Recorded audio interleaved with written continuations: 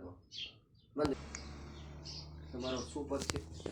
ચોટીલા સુરનગર જિલ્લાનો પદ સાધુ સમાજનું અત્યારે અમારે આ સાધુ સમાજની વચમે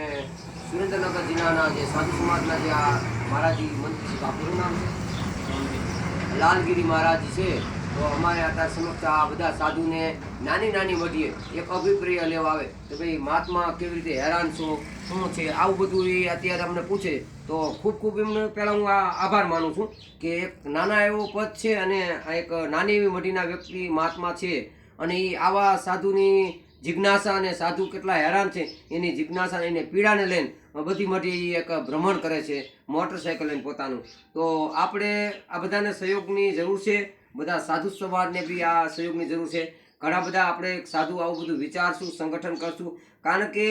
આ દેશ ઋષિઓનો છે ભારત દેશ છે એ સાધુ સમાજનો એક ભારત દેશ છે ભરતના નામથી એક સંત ભરત છે એના નામથી આ ભારત દેશ નામ પડ્યો છે બહુ ગૌરવ લેવાની ને આપણા દેશ ઉપર આફત છે એટલે આપણે બહુ અત્યારે સંગઠન કરશું નહીં તો આ દેશ આપણો અત્યારે બહુ મુસીબતમાં છે અને આપણે આ એક આનંદની અનુભૂતિ કરવી આપણી માટે બહુ એક મૂર્ખતા જેવી વસ્તુ છે કે આપણે આવો આનંદ લેવી છે પણ આપણા દેશ ઉપર આફત કેવડી કહેવાય બાપુ લાલજી બાપુ તો આપણે હવે આ બધા સાધુ સમાજ ભેગા થઈને આપણે કાંઈક કરવાની જરૂર છે અને કદાચ નરેન્દ્ર મોદી હોય કે વિજયભાઈ રૂપાણી હોય કે એની જગ્યા પર કોઈ બી હોદ્દો લઈને બેઠા એને એવું થવું જોઈએ કે હું એક નાના ખેડૂતથી લઈને કે સંત મહાત્માથી લઈને મારે એની થકી અને એના મતદાનથી હું આજે આ ઠેઠ જેને આપણે દિલ્હી છીએ આપણે હસ્તિનાપુર કહેવી છીએ એ હસ્તિનાપુર કોઈ બીજું નથી એ એક પાંડવોની રાજગદી છે બાપુ જેની પાંડવોની રાજગદી છે એ જગ્યા પર આપણે નરેન્દ્ર મોદી આજ આપણા દેશના આપણા ગુજરાતના વડાપ્રધાન આજે એ ગાદી પર બેઠા છે તો આજે એને એક રાજા હોય ને સામાન્ય તાલુકાના હોય કે ગમે તે ગામના હોય તો એ રાજાને પ્રજાની ચિંતા હોય તો આજે આપણે આ સાધુ સમાજ છીએ આપણા નાના મોટા ખેડૂત છે આપણે બધાનું લેવી સાધુ સમાજનું નહીં આજે આ ખેડૂત છીએ તો આપણે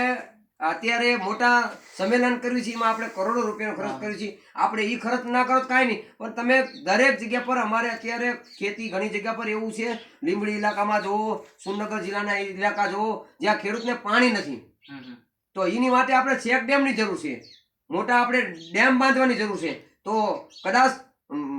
નરેન્દ્ર મોદી થોડોક સહયોગ મળે થોડાક આપણે ગામના બધા વિકાસ કરીને આપણે કદાચ જરૂર પડે તો એમાં 5-5 રૂપિયા નીકાળીને આપણે મોટા મોટા સમૂહ લગ્ન કરવી છે હું કહું છું ભલે સમૂહ લગ્ન કરો એની અમે મારો કોઈ વિરોધ નથી પણ એની સાથે આપણે માનો કે સમૂહ લગ્નમાં 5 રૂપિયા દેવી છે ને બાપુ તો આપણે અત્યારે આપણે આ ખેડૂત નબળો પડે છે તો એને આપણે સહયોગ દઈને અને એક આપણે મોટું પંચાયતમાં આપણે સરપંચને બધાને સાચવા લઈને અને એક આપણે મોટું ડેમ બાંધશું ને તો આપણા બધા પાણી મળશે પાણી અત્યારે આપણે ઘણી જગ્યા પર નદીઓ ગંગા છે નર્મદા છે એવી નદીઓનું પાણી આપણે દરિયામાં વ્યર્થ જાય છે તો અહીંયાને આપણે મોદી સાહેબ કે બધાના સહયોગથી આપણને ડેમ મોટો બની જાય તો બધાને આપણે પાણી થાય તો ખેતી સારી થાય એમાં ઉત્પાદન સારું આવે એટલે આપણો દેશ સુખી થાય બાપુ તો આપણે જરૂર છે એટલે બધા મારા સાધુ સંતોને હું વિનંતી કરું કે આપણે નથી કોઈ સરપંચ ખરાબ નથી કોઈ ધારાસભ્ય ખરાબમાં ખરાબ હોય તો આપણે જનતા છીએ કે આપણે એને સાથ આપીએ છીએ આજે માનો કે મોદી સાહેબ છે એવડો મોટો પદ છે એને ગ્રાન્ટ પાસ કરી દીધી તો આપણા પંચાયતમાં આવી પણ પંચાયતમાં સરપંચના સહયોગથી ન થાય ગામના 5 જણા બીજા આગેવાન છે એના થકી એ સહી કરે તો સરપંચ 5 રૂપિયા ખાય છે ને તો આપણે બધાને આ ધ્યાન રાખીને આ મુદ્દો આપણે સાથે રાખીને કે કોઈ ખરાબ નથી આપણે મુદ્દો એક સંગઠનની જરૂર છે અને ક્યાંય ખોટું કરવું નહીં આપણે બધા જાણવી છીએ ખોટું બોલવું એ પાપ છે છતાં આપણે તમે જોતા નથી અને પાપ કરી રહ્યા છીએ આપણે બીજા ન કહીએ બાપુ આપણી પણ લેવી કે આપણે ખોટું બોલી રહ્યા છીએ આપણા એક આવડું એવડું આપણું પેટ છે અને એ પેટનું ભરણ પોષણ કરવા માટે આપણે ખોટું કેટલું બોલવી છીએ